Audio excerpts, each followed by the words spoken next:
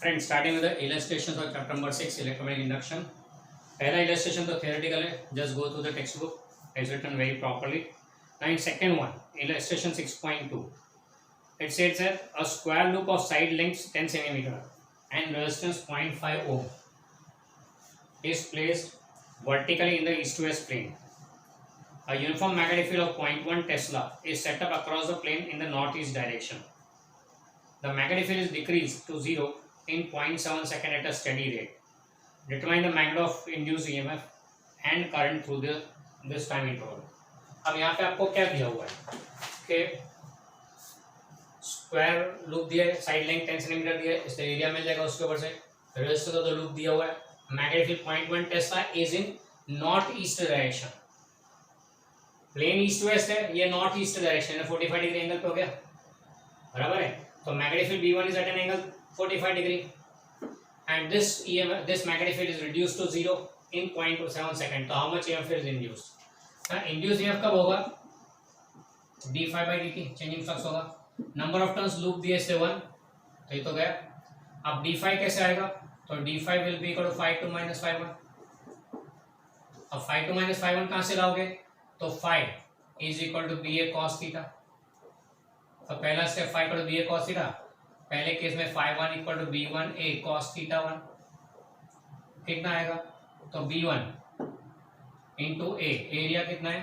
तो यहाँ पे ले सकते हैं, therefore A will be equal to L square 10⁻⁻² metre square. तो एरिया आ गया, थीटा 1 45 डिग्री है, यानी इसको लिखेंगे B1A cos 45 1/√2। दूसरे केस में 5 2 is equal to B2A cos theta 2। अब थीटा भले कोई भी हो, B तो 0 है, पहले तो 0 हो गया। तो चेंजिंग फ्लक्स कितना होगा? Therefore changing flux d∅ will be equal to 5 2 - 5 1 mod value and that'll be B1A/√2। B1A A B √2 भी इतना फ्लक्स में चेंज आ गया वेबर में। फ्लक्स में चेंज इन टाइम दोनों रख दो, तो ये आ जाएगा वोल्ट में। आने करंट पूछा तो I is equal to by ohms और E by R, this much ampere. ये हो गया इलस्ट्रेशन 6.2। चलो इलस्ट्रेशन नंबर 6.3।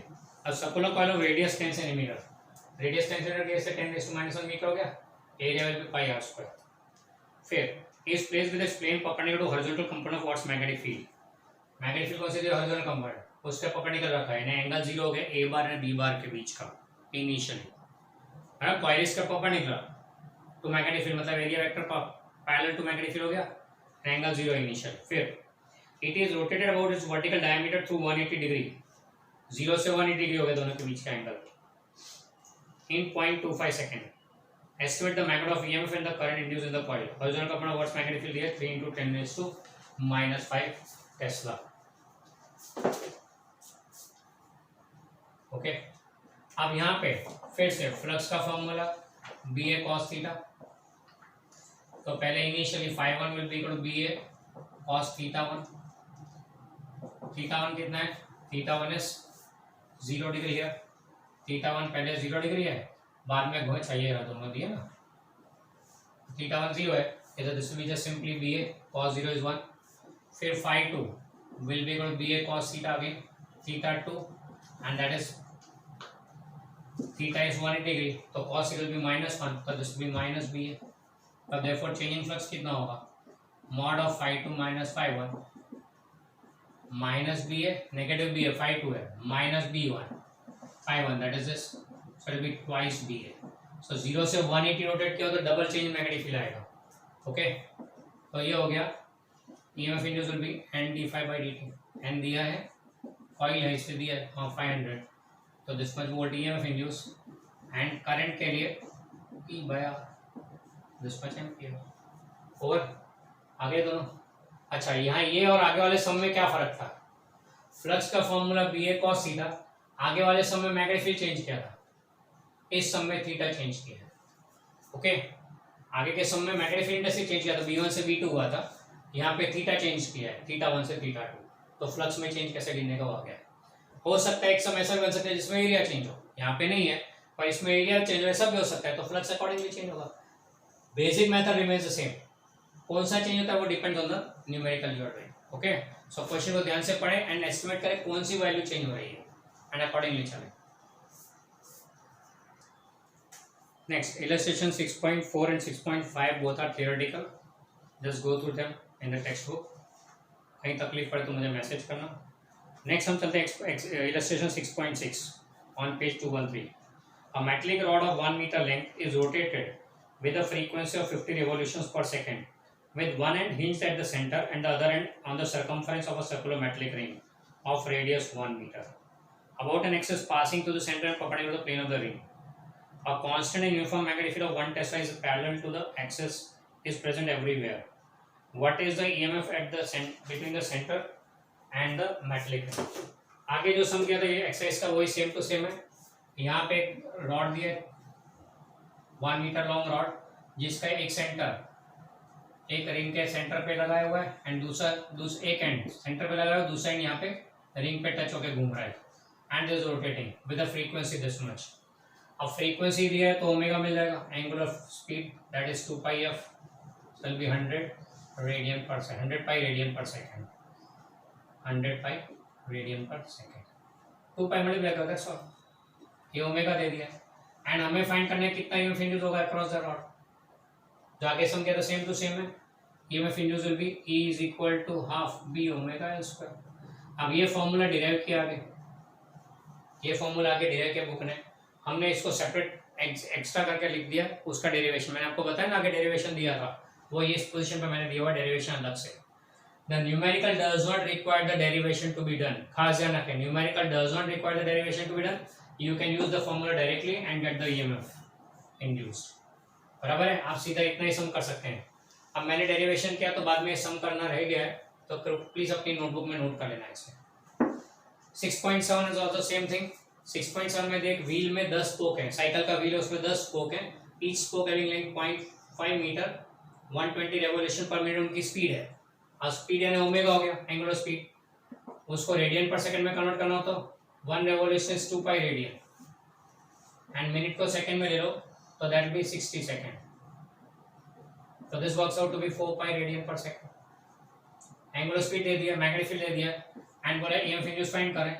अब ये सिचुएशन स्पोक का है, साइकिल में स्पोक होते हैं ना, तो स्पोक यानी क्या, one of the spoke is the rod, तो rod rotating and uniform magnetic field with one end at the centre, other end at the अंदर रिंग, तो same to same formula half B omega L square. तो sir ये N 10 spokes का क्या, हाँ हर एक spoke के लिए देखो तो हर एक का सेंटर यहाँ पे रेंज रिंग पे है, तो यानी कि 10 स्पोक पैरेलल कनेक्शन हो गया, पैरेलल कनेक्शन पे ईएमएफ सेम रहता है, तो हर एक स्पोक के लिए ईएमएफ इतना ही रहेगा एंड पैरेलल कनेक्शन से टोटल भी नहीं मारते हैं, तो जो भी है across any one spoke will be for the entire arrangement. Okay, तो ये हो गया रिगार्डिंग इलस्ट्रेशन 6.7। इलस्ट्रेशन 6.8 में चलते हैं ना। इलस्ट्रेशन 6.8 के अंदर आपको एक यू शेप फ्रेम दिया हुआ है, उसके ऊपर एक रॉड स्लाइड हो रहा है लेफ्ट हैंड से लेके एम, लेफ्ट हैंड का नाम के दे दिया है, मिड पॉइंट एल बोल दिया है या एंड एम बोल दिया है। ये यू शेप फ्रेम पे a rod is moving maintaining the contact with the two parallel arms, K से मूव करके L पे लाए, फिर L से M पे ले गए, फिर M से वापस L पे लाए, फिर वापस K पे लाए, that what is the phenomenon there? क्या क्या K से L आए, L से M, M से L, L से K, यानी going from K to L to M पूरा मोशन ऐसे K to L to M, back to L and then back to K, rod को ऐसे मूव किया। अब पोजीशन ऑफ L बताया x इक्वल टू बी, K को x इक्वल टू 0 बोला स्टार्टिंग पॉइंट, L को x इक्वल टू b बोला है और M की पोजीशन को 2b बोला हुआ है, तो 0 से b, b से 2b ये मोशन है, फिर 2b से b, b से बैक टू 0 ये मोशन है। अब during this motion from K to L, L to M, M to L, L to K, during this motion how much is the, पहली बात फ्लक्स लिंक, दूसरा EMF induced, तीसरा force कितना लग रहा है और चौथा पावर कितना जनरेट होगा, ये 4 चीजें पूछी हुई है। बराबर है, शुरू करते हैं सबसे पहले फ्लक्स के बारे में बात करते हैं। तो इधर इन जनरल एक्स डिस्टेंस पे बोले तो फ्लक्स क्या आएगा, phi is equal to B L X, flux का formula phi is equal to B L X, तो ईएमएफ इंड्यूस कितना होगा, E is equal to minus D phi by D T. Now during the motion X is changing, तो this will be minus D by D T of B L X. अब just value चाहिए इसलिए minus sign को भूल जाओ, no need to consider it, neglect करते हैं। B L d x by D t and that d x by D t is v, ये हो गया B L V, E M F induce is B L V. Okay, किस portion में, zero से B वाले portion में, ये अभी जीरो से बी वाले पोर्शन की बात चल रही है, K to L. Flux link exchange होता जाता है, अकॉर्डिंगली फ्लक्स चेंज हो रहा है, तो B L x in movement, E M F induce B L V. तीसरा, यहाँ पे फोर्स कितना आएगा, force is I L B. अब आई की जरूरत पड़ेगी तो current I is equal to E by R and that is B L V upon R, ये करंट आ गया। तो फोर्स कितना बढ़ेगा, F is equal I L B on the rod, therefore B L V upon R into L B, तो B square L square, ये force हो गया। और पावर के लिए तो power is force into velocity and that is B square L square V square by R. तुम बोलोगे नहीं सर ऐसे नहीं, तो आई स्क्वायर आर कर लो, आई स्क्वायर करो तो भी सेम ही आएगा। ओके, तो पावर को आप दोनों में से कोई भी मेथड से ले सकते हैं। तो आ गया from zero to B, during the motion of the rod flux is changing, flux in the rod is changing and therefore EMF is induced here, and ये हो गया। चलो L2M में चलते हैं। L2M में मैग्नेटिक फील्ड तो है ही नहीं, तो पहला केस फ्लक्स कितना होगा, मैग्नेटिक फील्ड ही नहीं तो फ्लक्स कहाँ से आएगा, अरे नहीं, जब रॉड यहाँ एम पर आए तो इतना तो फ्लक्स आएगा कि नहीं, तो flux will be B L into distance, B into L नहीं, अच्छा बी एल इंटू डिस्टेंस कितना रहेगा बी तक, बी एल बी, ये फ्लक्स हो गया। यहाँ से आगे कहीं पे भी जाए फ्लक्स तो उतना ही रहेगा ना, लिंक विद द लूप। अच्छा ईएमएफ इंड्यूस कितना होगा, d phi by D t. अब फ्लक्स तो कांस्टेंट है तो change will be zero, no EMF induced. यहाँ से आगे बढ़े तो फ्लक्स में तो चेंज होना नहीं है, यहाँ से यहाँ तक आ रहा था तब फ्लक्स चेंज हो रहा था, पर इधर से आगे चले तो फ्लक्स तो चेंज होना नहीं है, बी एल बी फिक्स है, वेरिएबल है नहीं, कांस्टेंट है, तो EMF induce zero, EMF induce zero तो current will be zero, E by R. EMF नहीं तो करंट भी नहीं आएगा, करंट नहीं है तो फोर्स भी नहीं लगेगा, आई एल बी। फोर्स नहीं लगेगा तो पावर कितना है, पावर इज अगेन, पावर क्या रहेंगे, force into speed, force is zero तो पावर का तो कोई सवाल ही नहीं, नो पावर जनरेटेड है, बराबर है। यानी during the motion from B to B, ये सिचुएशन है। उल्टा चले एम से एल तो यही आ गया, एंड एम टू एल, और उल्टा एल टू के, ये आ गया एंड एल टू के, बराबर है। अब इसको ग्राफिकली प्लॉट करो, अब ये वैल्यूज आप देख लो, ग्राफ दिए हुए बाजू में, तो you can easily connect the graphs.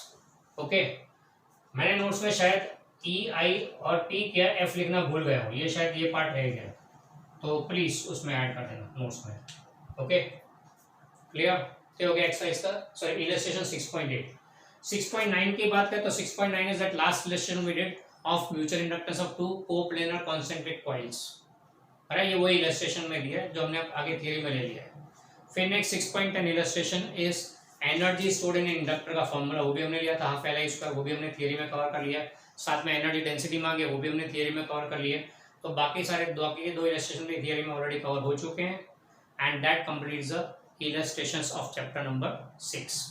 एक क्वेश्चन अभी भी तुम्हारे दिमाग में रहेगा कि सर वो लास्ट टॉपिक एसी जनरेटर वाला आपने नहीं लिया यहाँ पर, एंड उसके साथ एक इलस्ट्रेशन भी कनेक्टेड है, वो भी नहीं लिया आपने।